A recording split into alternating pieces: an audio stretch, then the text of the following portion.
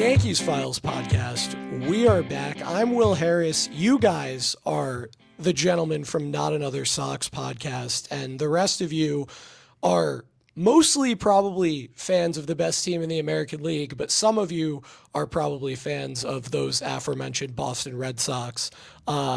Boys, it's great to have you here. It's customary that I note that there's a ton to get into on this episode, but first, how are you guys as my co-hosts tonight doing? Shut up. Yeah. Why are you even asking us right now? Yeah. This is unfucking believable. We're guests on your show, by the way. You got to be nice to us, at least a little bit. Look, I'm trying to be welcoming. I'm trying to, take an interest in your well-being. And I feel like I'm being met with some animosity. Could there be some underlying reason for that? Not good. Yeah. Not good, actually.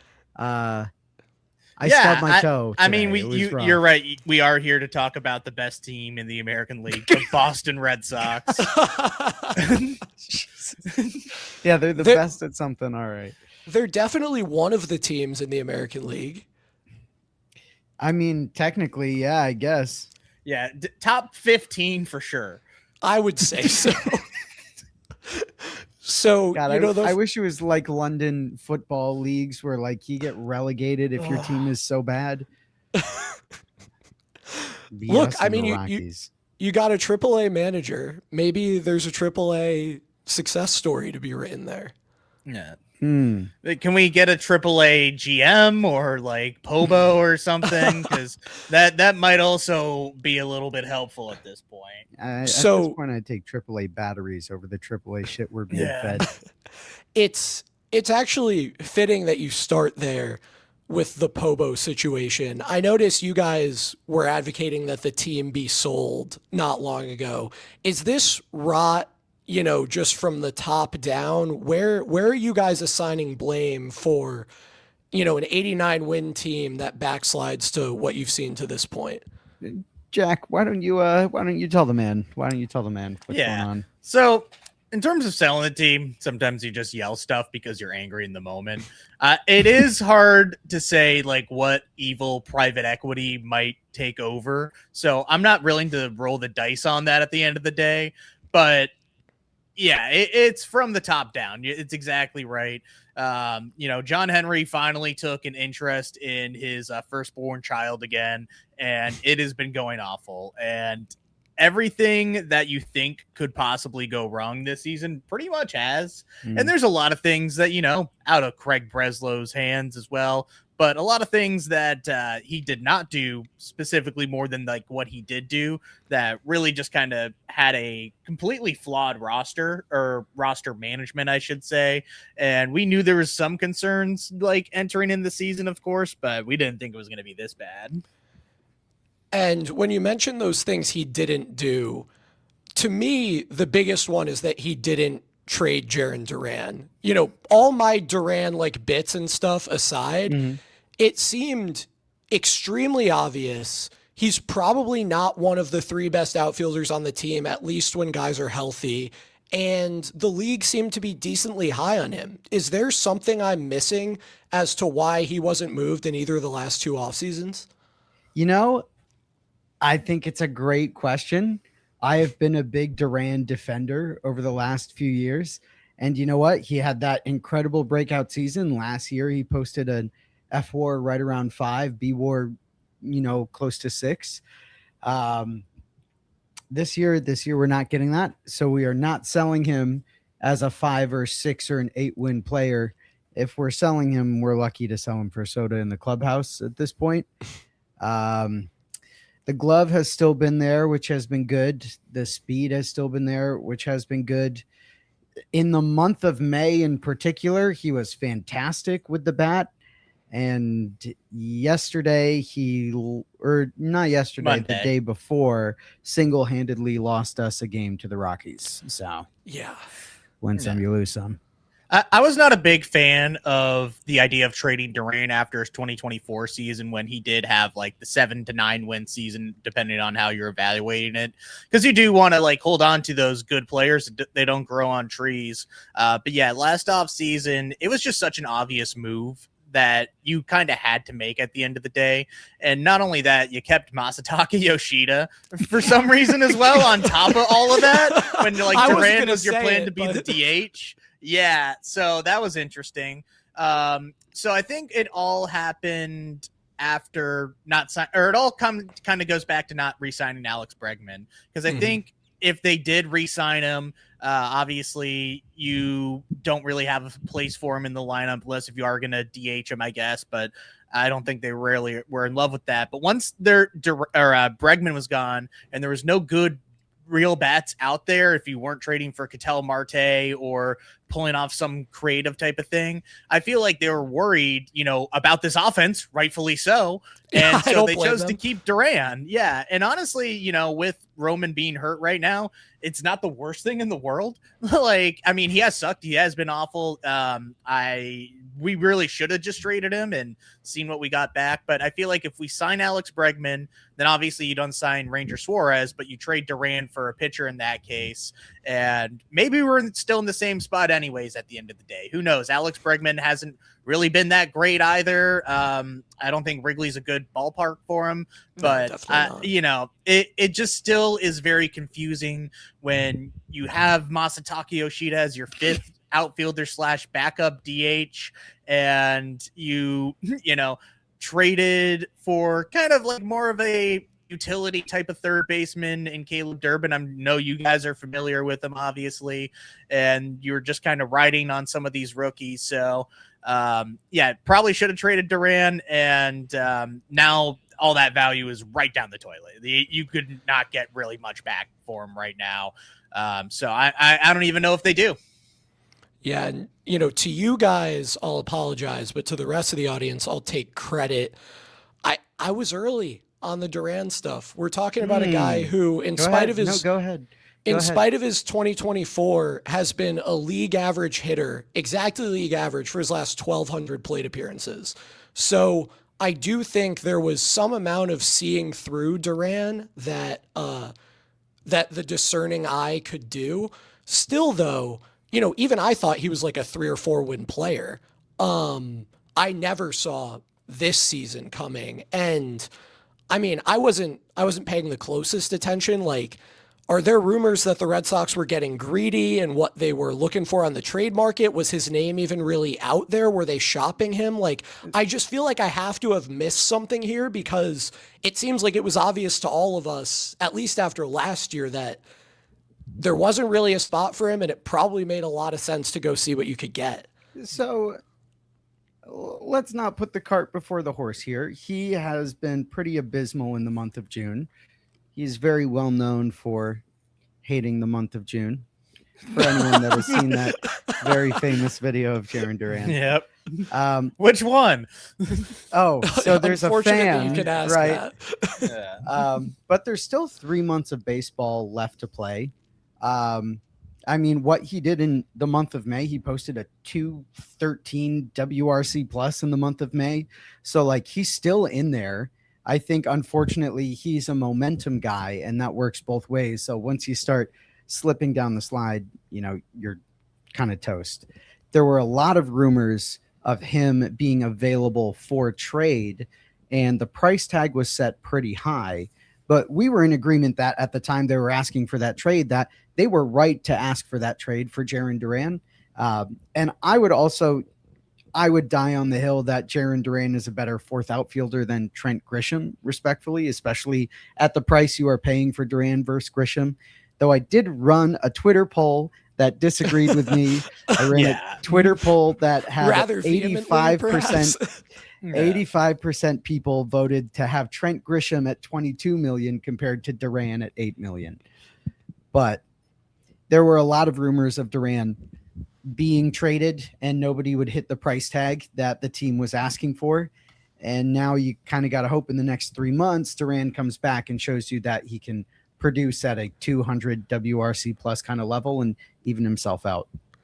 So Duran is a guy they didn't get rid of, but there was a very notable getting rid of guys that went on in Baltimore earlier this year. And that was Alex Cora and many of the guys on his coaching staff. I don't know what ended up happening with Jason Varitek. Maybe one of you guys can clarify that for me. No, But this is all Ian right now. Wait, yeah. what happened? Yeah. Yeah. This is the first I'm hearing of this. I'd be interested to hear what you guys, how much blame you assign to Cora for the slow start that the Red Sox got off to, how effective you think the change of manager as a strategy really even is, and kind of if you've noticed anything different, or if this all goes back to what we were talking about at the beginning with there's Rod at the top. It led to a roster that really doesn't have much of an offense, and no matter who is your skipper, you're going to end up with pretty similar results. Why? What happened to Cora? Yeah. I think he's taking some time for himself. Proud of him. Oh man, Alex Cora, he could have not lucked out anymore of being out of this shit show and in just like enjoying his summer on a beach in Puerto Rico while watching the World Cup. Like and getting paid for the next 2 years. Getting paid for it too. Yeah. So there was a lot of friction between Alex Cora and Craig Breslow, and you know. We're going to see in some tell-all book in 10, 15 years just how toxic it was between them. And I think when Alex Cora signed his extension 2 years ago, right around this time even, I think they promised him, you know, a bit of like actual like say in how the roster is constructed and everything. So there was even a rumor out there, and this is like, you know, Boston sports radio, that Alex Cora even declined a Jaron Duran trade, and who knows how true that actually is at the end of the day. But yeah, it's hard to, you know, look at how flawed a lot of this team is right now and just be like, that's the manager's fault. And yeah, I don't think it was his fault, but if there was that much friction, you know, kind of going on, it probably didn't make much sense to just keep trying to, you know, stay together for the kids, essentially. You know, like, yeah, until they go to college. Yeah, exactly. Right? Yeah. Someone should count how many unintentional Blink-182 references are made in this podcast. We're at 1 so far. Yeah. Okay. That was not, I would not say that was unintentional. I love Blink-182. Then someone should count how many intentional Blink-182 references are Thank made. you. Yeah, it's the small things. How's your first date with Chad Tracy going? God, do I have to answer this question? You know, I'll defer that one to you. Okay. Not good. Yeah. It's not. I think he's a perfectly nice young man. I'm not seeing the connection here. I'm going to give him a nice text back saying, yeah, sorry, I just don't see it. And then, you know, soft block him on Instagram. So he will not be the manager here in 2027. If he was able to just have this Hail Mary and he was able to, you know, really turn the ship, I think maybe they do consider him as a, you know, serious guy for that. But it was completely unfair to, you know, put somebody in that position. It's the opportunity of a lifetime for him too. You know, none of this is his fault. It's not Alex Cora's fault. So he's doing the best he can. And, you know, there's you know, it's not going to work out long term at the end of the day. I'm also, I'm going to jump in here for Yankees fans that don't follow the Red Sox, you know, relatively closely. What I will say was at the fault of Alex Cora, and I'll show you as well for all of your people on video. I'm wearing the Varitek jersey. So with Alex Cora in Boston, we had a hitting coach who was famously renowned for being so bad at his job. And they refused to remove the hitting coach from his duties. And they tried to fire everyone else, hitting coach's assistant. They tried to fire like the guy who messes with the pitching machine and all that stuff. But Pete Fatsi was the hitting coach in Boston. Nobody liked him. He was really, really not good at his job. And Cora refused to fire him. There were some rumors that Cora had essentially said, if you're getting rid of him, you have to get rid of me too. So this roster is not Cora's fault. And frankly, if you had given him a few more weapons, I think Cora's still here and this team is playing much better. But what was Cora's fault is that he refused to take ownership of removing the staff that was not working. And when he said, "You're going to have to kill me too," Breslow said, "Okay, well then all of you get out."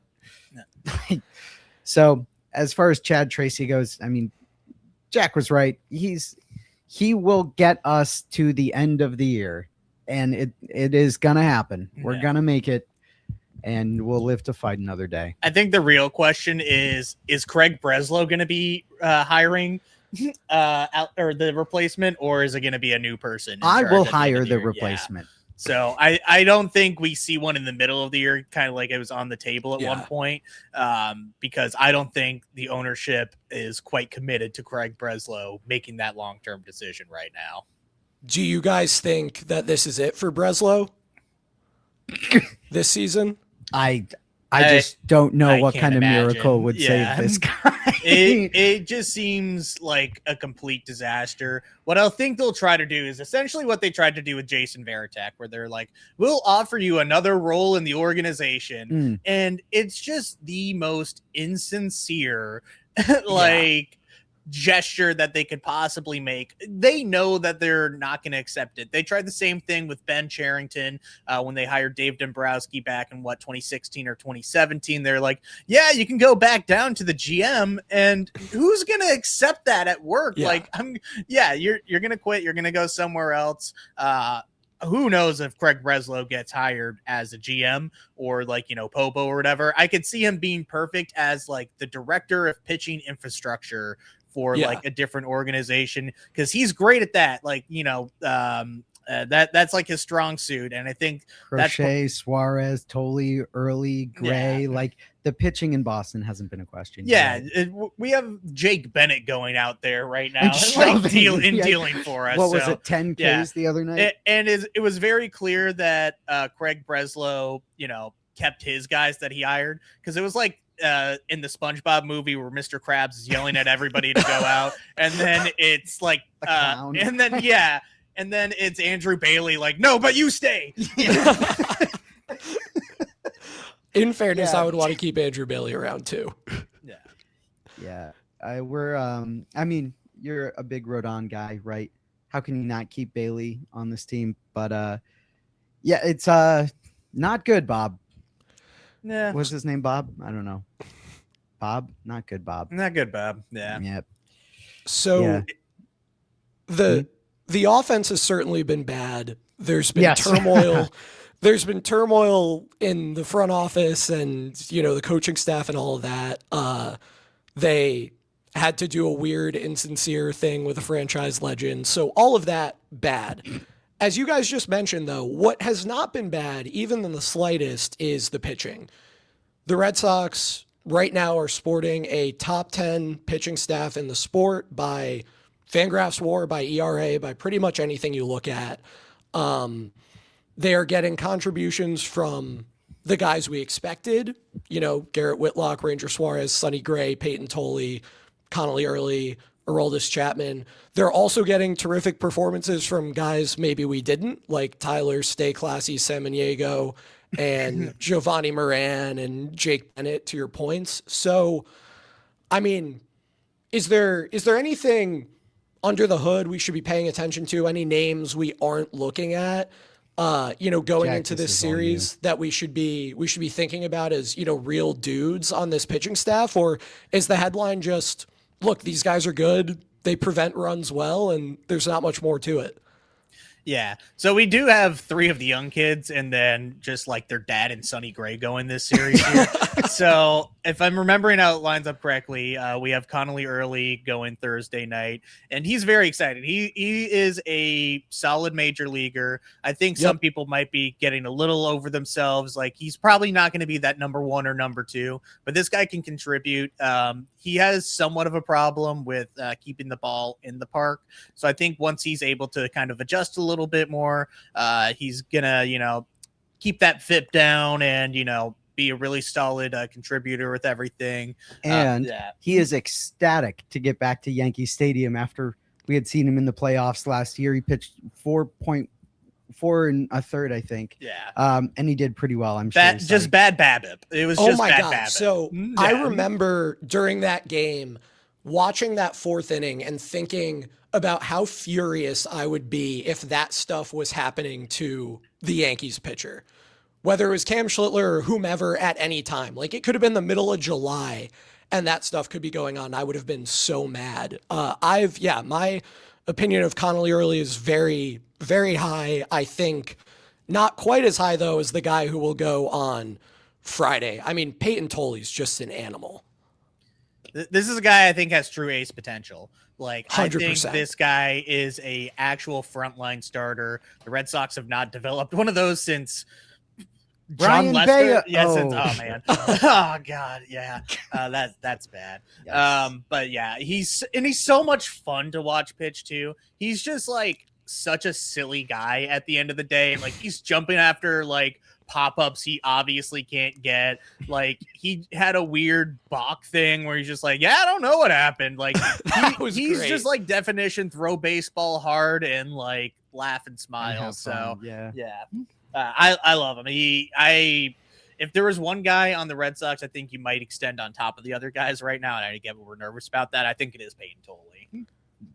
Toley and Early, I think, are both fantastic. It's always been interesting to us why Early came up first, but Early's been a bit more refined, I think, for a longer time. But as far as like raw talent, power, I think Toley technically came up first. Oh, because he did. He pitched the Paul Skeens game. He did, yeah. Yes, I do remember that. But very happy to have them both, and I think Toley's raw power is going to take him a lot of places once they start putting everything together the way that he has so far. So I think, having seen Early in the playoffs, obviously, and Toley at Fenway earlier this year, you know, those are guys that Yankees fans know. The guy they probably don't is Jake Bennett, who, as we've now mentioned a couple of times, has been really solid this year. What should we know about Jake Bennett? Yeah. Well, we don't even know too much about Jake Bennett. Just go to a Savant page, big red. Lots of red. Yeah, lots of red there. He was an interesting guy because we traded for him in the offseason with the Washington Nationals for Luis Perales, who at the time probably had a little bit higher prospect ranking where, he could be like, frontline guy. But I think the Red Sox were really worried about his reliever risk there. And, with, kind of the pitching depth that we did have, kind of having a guy that was off the 40-man roster at the time made a lot of sense for us in terms of like off-season moves and everything. So Luis Perales, he's done fine in the national system. I think I check on it every once in a while out of curiosity. I think he's probably has a longer leash there in terms of being a starter versus he would in Boston. So really ended up being a win-win because Jake Bennett, Greg Breslow as a type, it's tall lefties with large extensions. Yeah. Like the ball is halfway to the mound before, you even see it there. And, he did kind of take his stuff from like 92 to 93 to more like 95 to 96. And that's really exciting. Been making the difference for him this year. Good control, keeps the ball in the park. So Thib's going to love him as well. So he was a guy that was off a lot of people's radar. And I think, unfortunately, he's part of the reason I think Craig Breslow is comfortable trading away Kyle Harrison. But he's been a pleasant surprise for us, I would say. Definitely. And as we discussed, like, the whole staff has been terrific. The bullpen's been solid.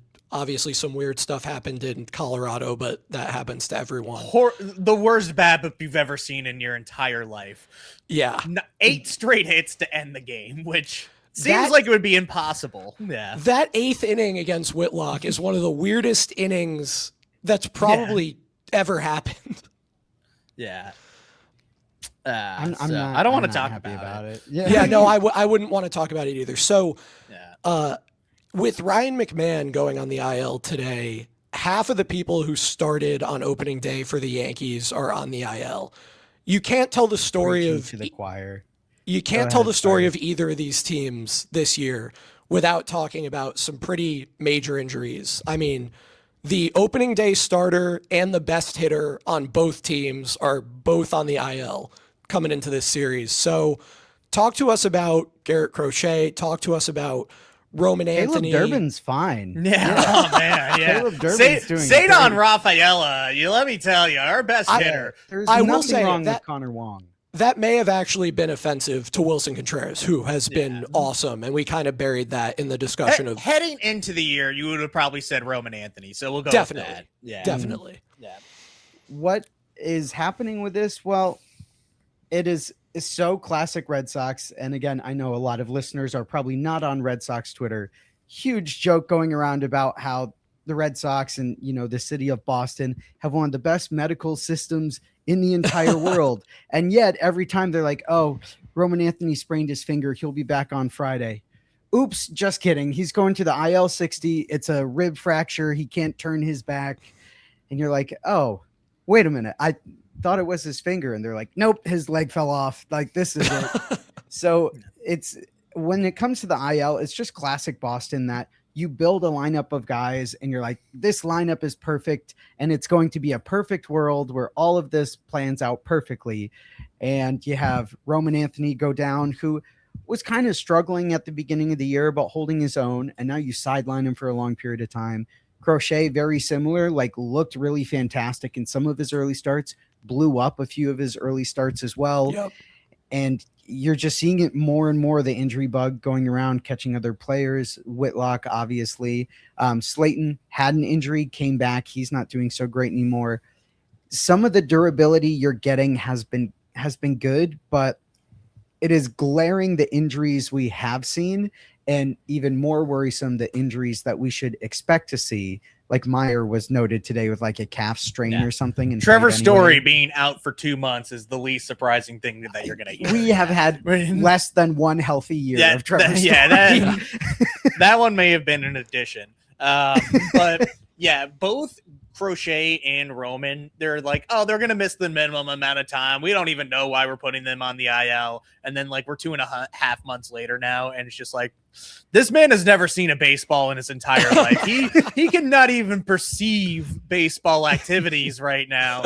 We're logging him in like, one of those straitjacket rooms with a bunch of sardines. Like that's literally like the daily update that we're getting about these guys. So it just seems like a lot of miscommunication. Like there was a thing that was like, oh, is there a tear in his ligament in his finger? Yes and no. And like, there's conflicting reports about it, even coming from the player and coming from Craig Breslow. So it just like adds on to the shit show of it all, where like we can't even get like these basic things right. And it's embarrassing. And hey, let's say we did have, Garrett Crochet back and, that's great and all. But like, unless if Roman Anthony was performing like he did in the second half of last year, really not too much was going to save this team anyways. Yeah, that's totally fair. I think some Yankees fans will be relieved to hear the way you're talking about the Red Sox handling injuries, because it really does seem like fans of every team think that their team is the worst at managing injuries and that their team is either lying to them or misdiagnosing things. Like, I think that accusation is made by every fan base every year about every player who gets hurt. So it's nice to know that we're all not alone in that. But I will say, sorry to cut you off, Will. I will say we're all not alone in that, but somehow, even with some of the big injuries to the Yankees squad, the Yankees are still playing fine, aren't they? Correct me if I'm wrong. Yeah, they are. So must be nice. I will say, like, what has maybe gone underreported or what maybe got lost in all the conversation about the Yankees running it back, which was, the phrase du jour for the offseason, is just the quality of their depth. Yes, much of this team is built around Aaron Judge, but even without him, even in his absence, I think he has 31 plate appearances in the last month. And he's probably out till August or so. Even in his absence, they've been able to play well because they just have a lot of really solid guys. And, Ben Rice has obviously been terrific. Paul Goldschmidt's having kind of a resurgent, transcendent season. He went yard twice off Tarek Skubal tonight. Jazz has really turned it on since the beginning of May. Jason Dominguez may be figuring it out a little bit. Power Anthony left-handed Volpe, hitters, right? They Just do have checking in. some All of guys. those. Okay, yeah, all guys that take advantage of Yeah. a short porch at home. Yeah, right? I wish we had players that took advantage of their own home ballpark. What a concept. Yeah, instead you have one, I guess. Yeah. We have one? Yeah. Contreras counts for that, right? No, he does. He He does. But he Sorry probably that has we're not power that focusing plays on him. everywhere. Yeah, Yeah. he's just fantastic. Like, it's hard to come on here and be like, Contreras has been so unbelievably good, because he's not the problem. This No. is the player you expected, maybe a bit better than he was. He's been doing fantastic, and somehow has to like drag this team by the hair Yeah. behind him. So if we're not focusing on Contreras, it's because he's just not the fucking problem. And by the way, Yeah. I applaud you for mentioning Ben Rice without mentioning that he's from Massachusetts, He's but what? grew up a Yankees fan. Because I I feel don't- like legally obligated every time to mention it. Like, that's all that they would be talking about on like this entire weekend. I promise you, every at bat. I think there was a Yankees Files NAS pod exchange during the playoff series that was something like, hey, do you guys know if the Yankees have a couple terrific young players who grew up in Massachusetts? It really is. It's like, did you know Antonio Gates played basketball? Like, it's on that level of just, you got to mention it every time. And how many times do we have to see the Tim picture of Schlittler's 3-year-old selfie. Ben Rice in a Yankees hat? Yeah. Tyler O'Neill's dad was Mr. Canada. Oh, no Lucas way. That parents were Yeah. Hollywood Yeah. actors. Danny Lucas Jansen, by Giolito the and way, Max Fried went to high school together. that was a tough injury for the Yankees. Sorry to like segue back in so fast. That's a tough injury for the Yankees, because Max Fried was fantastic. But how lucky are you that the quality of your depth, Garrett Cole, comes back from the injured list and has also been pitching so well? Yeah, I mean, I think that really is the story of the year for the Yankees on both sides of the ball. Like, the contributions they're getting from, Paul Goldschmidt and Ahmed Rosario, and then you look at the pitching staff, and Luis Gil held on just long enough to get Alex Cora fired until Rodon came back. And then Rodon's back, and he's solid, and then, Fried gets hurt, and Cole comes back. Like, I do think they're legitimately running out of guys. Like, there is not another place where they can afford an injury. They just had to call up Oswaldo Cabrera, who, if he appears in a game this weekend, will be the worst player to play for either team this weekend. But the level of injuries that they've sustained and been able to make it through is really impressive. And it's a testament to the fact that if you can develop some good players and just stock your bench with good players, you're going to need them. And it's great when they come through for you. And that's exactly what we've seen. I mean, solid seasons from Will Warren, from Ryan Weathers, who it looks like outdueled Tarek Skubal tonight. And then obviously, it's great to have Colin Rodon back, and you can't say enough good things about what Cam Schlittler has done so far this year. From Southie, by the way. Yeah. You don't From say. Walpole. Yeah. So, how much do you think Garrett Cole is enjoying all the Rafael Devers stuff right now? Yeah. I don't know if Garrett Cole's the kind of guy who delights in other people's misfortune, but it I has to agree be with that. it has to be pretty entertaining to him. God, I hope they see each other again soon. Yeah. If anything's going to put Devers back in the driver's seat of his own career, it's going to be facing Garrett Cole. I know Yeah, he I mean, misses him. I think that's Devers- what it is. Devers has to be mad that Cole wasn't healthy for that first season of the year, because now he can't see him until next year at the earliest. But man, Unless I mean, you so see him in the playoffs. yeah, I'm sure the Giants are. Oh yeah, yeah. They can't figure out if they should all wear the same uniform or not, and they're yeah. They should Anyway. trade Devers to the Yankees. Sorry, go ahead, Will. My bad. So there is a really loud, really annoying guy on Yankees Twitter who thinks that Rafael Devers is a top 5 hitter in the sport and that the Yankees should trade for him at all costs, and he's not doing a bit. And that's a little concerning because like he can vote and drive a car. But what do you guys make of the Devers stuff? I think a popular take I've seen from Red Sox fans whose opinions I respect is that just getting out from under that contract was a win in itself, and it doesn't matter what the pieces that you got in the trade end up doing. Obviously, the other school of thought is you trade away ostensibly your franchise player and you get almost nothing in return, and then you trade away Kyle Harrison, who looks great, for Caleb Durbin. Where do you guys come down on this? I assume you don't miss Devers given the way the last year has gone, but how are you guys thinking about it? So you're asking the right people, because even when Devers was a Red Stocking, we kind of had differing opinions on him as a player. Jack, I'll kind of let you go first because you loved Devers when he was in Boston, and no reason you shouldn't, but you loved him when he was in Boston. Yeah, I mean, how could you not? He definitely was like that 30 home run, 100 RBI guy, even if he didn't reach like 100 RBIs at that point of his career even. There's always problems with defense and everything, except for 1 year where he was randomly like plus 16. The best defensive third baseman in the game. Yeah. Once. So I think the Red Sox knew Devers was a bit of a prima donna, and the Devers extension was a panic move to not re-signing Mookie or extending Xander. So you couldn't let him just walk out the door at like 27, 28 years old when he would have been a free agent. He would have gotten the bag. He would have gotten, probably even more than what the extension ended up being. Absolutely. If he did just sign as a free agent.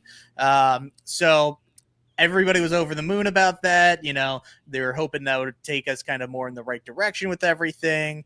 But I think, with the Red Sox kind of knowing that he was going to be the face of the franchise, they handled things very poorly on their end too. They're obviously going after a third baseman last offseason and essentially just trying to gaslight, Rafael Devers being like, oh no, don't worry about it. These are just rumors, when like we were on the verge of trading for Nolan Arenado before we signed Alex Bregman. Like if Alex Bregman signed somewhere else, that Nolan Arenado move would have gone through 5 minutes later. I guarantee it. Yeah. And then, they did move him to DH, and, they got him to accept it. He wasn't happy about it, but, I think things were willing to move on. But when they really messed up is when Tristan Casas went down. They're like, oh, we want you to move to first now. And I think he felt very disrespected by that. And honestly, understandably so. So he was not having it. Apparently there was he did say later that he wanted some guarantee that he would be sticking at first base, for the foreseeable future. And the Red Sox essentially just said, no, we don't know. And then they had to go out and get a first baseman anyways. That's not the point. But anyways, the friction became way too much where they did have to trade him. I didn't love the return at the time, even if some of those guys have ended up, going out good. And you're right. It was just to get out of the contract. And you do that 100 times out of 100 if you're in this situation the Red Sox are doing, even if it made so much bad blood with the fan base. I'm still, upset with how they handled it. Definitely. And, obviously, the end result is looking good on our end, even if you don't really care about the prospects or the return back. The one that really hurts me even more is James Tibbs for Dustin May, since he's hitting 20 home runs. And, I think the Dustin May move was hoping that you also get Joe Ryan on top of that. So it just looks bad for both sides right now. But I really don't think the Red Sox regret it, where I think the Giants probably do regret it a little bit more. And the Giants have some other optics. Concert when that news broke. Yeah, I was at Warped Tour in DC when I got the Rafael Devers news, and Bowling for Soup was playing 1985. So it was a very fragile time in my life. My favorite videos of you of all time. I'm at Bowling for Soup. The Red Sox just traded Rafael Devers. How's my guy Jarrett Reddick moving around up there on stage? Is he doing all right? Who?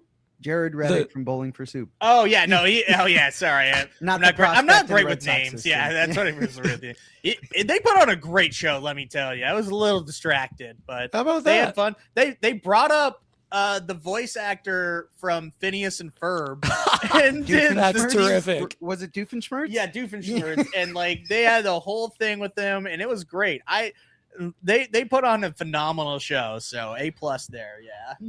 One of my favorite Bowling for Soup facts is if you look at their most played songs on Spotify, Stacy's Mom is in the top 5. Stacy's Mom is, of course, not by Bowling for Soup, but so many Fountains of people... Wayne.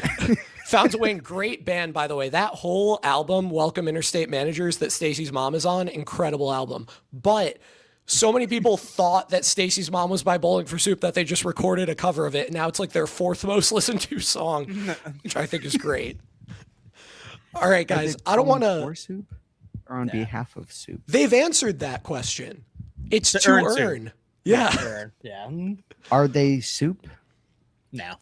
Oh, sorry. Anyway, I think the better, or the natural next question is Owl City getting 1,000 hugs from each of 10,000 lightning bugs, or is just one of every 10 bugs hugging him? I think one of every 10, yeah. Yeah, I agree with Jack wholeheartly. Yeah. This is the kind of hard-hitting stuff that people come to the Yankees Files podcast for. This is what the crossover episodes are for, baby. This is the only way this could go. All right, so just two last things, and then we'll wrap this midweek episode up. So first, what defines success over the rest of the season for the Red Sox? Are there individual guys whose performances you're paying attention to? Is there a win total you're thinking about? Are there prospects that you want to see get run? Like, you're 7 games out of a wild card spot on June 24th. The season isn't over necessarily. How do you guys think about it? The season is over. It is done, We're at the point where it's not my place to say that. Yeah, no, you're a better man than I. We'll do because it if the for Yankees were in this position, I would be dogpiling on you right now. So, you've showed me more courtesy than I would show you. Truth be told. Yeah, but it's letting Connolly Early and Peyton Tully and Jake Bennett pitch. It's Totally. seeing what you got in Marcelo Meyer and letting him work through some of his struggles. It's kind of maybe figuring out what you're doing with catcher, and we have 3 of them right now, and all of them are kind of mediocre. So it's really but all performing better than Austin Wells. Sorry, continue. Go ahead. Low bar. Yeah. Actually, sorry, go ahead, Jack. Yeah, so that's really what you're looking for the rest of the year is what assets do you have moving forward for 2027? Because I don't think that's a lost cause if we are playing baseball. Sure. I could see us, really turning around the ship fast with, just certain moves. There are some very obvious ones where you could just get some more power from certain positions and, really kind of turn this around. Yeah. And I mean, on the strength of the pitching, you can't discount what this team could do with a few more bats. Absolutely. And that was the problem this offseason is they kept talking about, we're going to get a bat. And then they didn't. And Durbin's been playing better, but obviously he is not a replacement to Bregman, who was meant to replace Devers in his prime. But I don't know where I'm looking for success with this team, truthfully, because 2 weeks ago they were talking about, we're falling behind, but we are so dedicated to going out and overpaying for a power right-handed bat because this is supposed to be the year. But here we are 2 weeks later, no trades have come together. This team continues to find ways to lose games in worse and more creative ways than they did the day before. Sure, you're seeing what you got with some of these young and up-and-coming pitchers, but you're not seeing anything with any of your bats. We're starting to see Meyer at shortstop more, which is exciting, but the bat's been kind of sacrificed for him to readjust to that. Andrew Monasterio has been fine, but he is overplaying for the role he was supposed to play on this team. Homered against the Yankees. That ball was nuked. Yeah, it was gone. I'm kind of just riding this season out at this point. Like, I am really hopeful to get some more guns, some more weapons, some more guys for the coming years, but we might not even play next year. And I don't know. I don't know what else you have with the rest of the year. At least during 2020, you welcomed any form of baseball because like nothing else was going on. It was a 60-game season. You swallow that pill of being awful and kind of going with the punches to get like a top 5 draft pick. And now with the draft lottery, you can't even have fun with like the tankathon anymore, which I guess is the point. But it's probably a good thing. Yeah, this is actually probably exactly why you do exactly that. But anyways, like there is just so little to really look forward to. And, we haven't even hit July yet. And for diehard Red Sox fans, like you feel your interest waning a little bit. So I can't even imagine like what a casual baseball fan in Boston is just like so tuned out watching the World Cup or whatever else is on right now until like the Celtics and Bruins are back. So that's really it. We're going to see Fenway like still full throughout the summer, just people visiting from out of town and everything. Scottish armies. Yeah. Yeah. But once September rolls around and these kids are back in school and everything, Fenway is going to be a ghost town. And it's going to be sad to see. Yeah.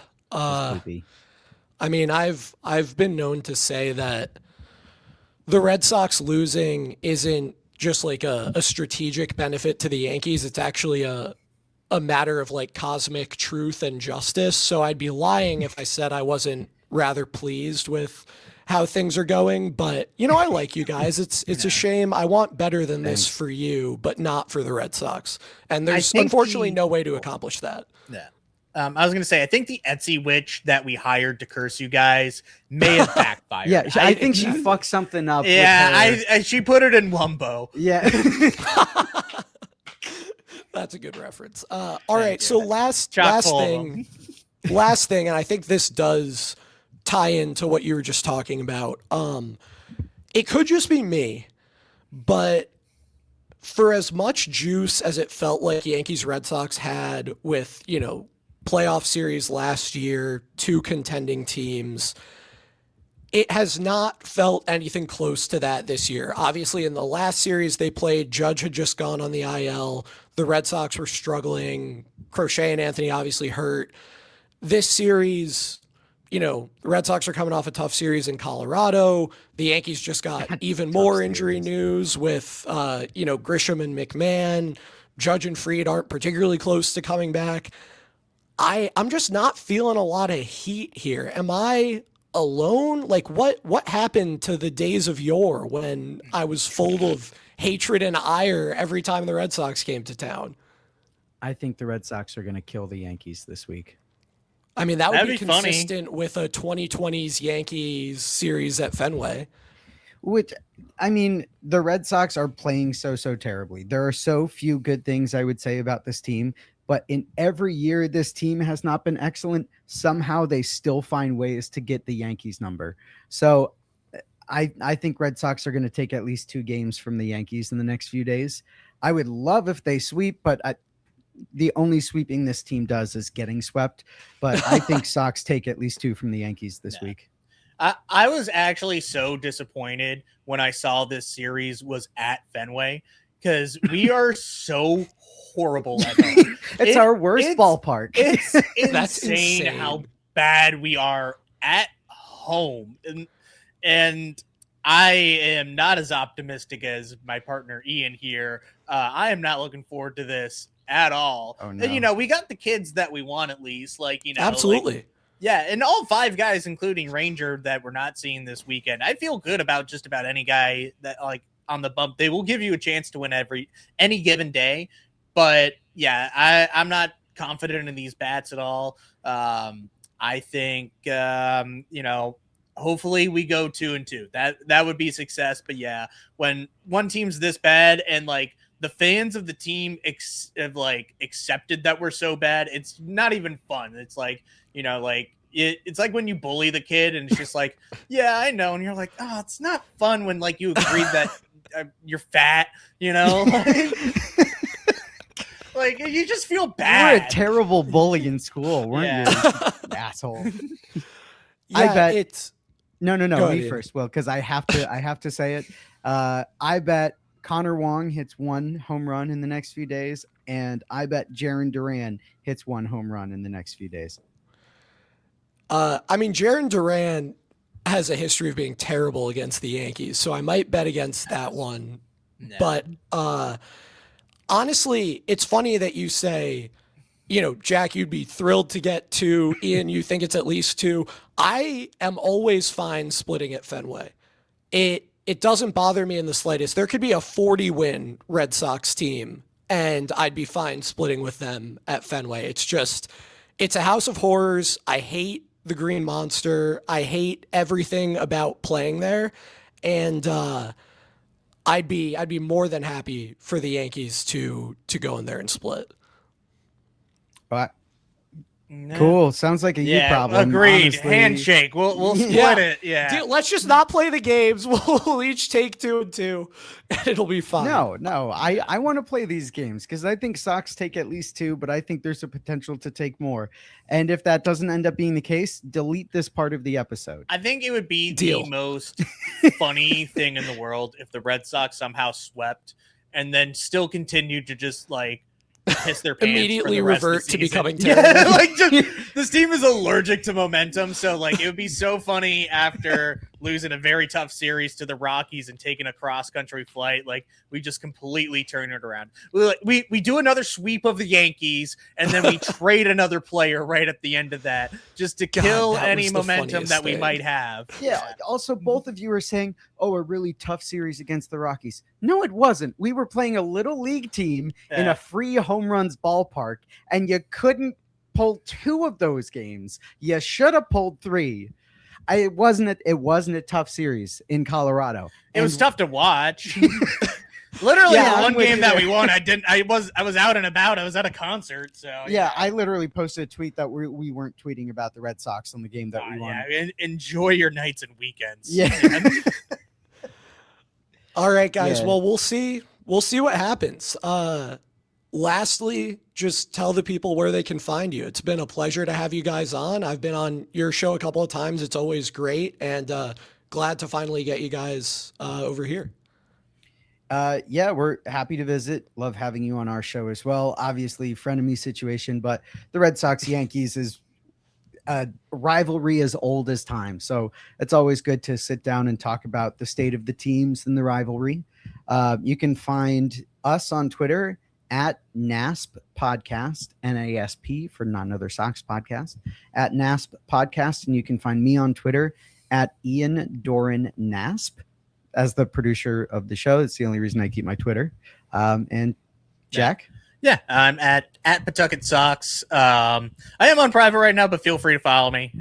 Just, keeping a low profile for looking for jobs and such. So don't tell anybody. But anyways, always glad to do a little road game here. Yankees are doing a road game, so I wish we were, because I hate this team so much. It's such an infuriating team.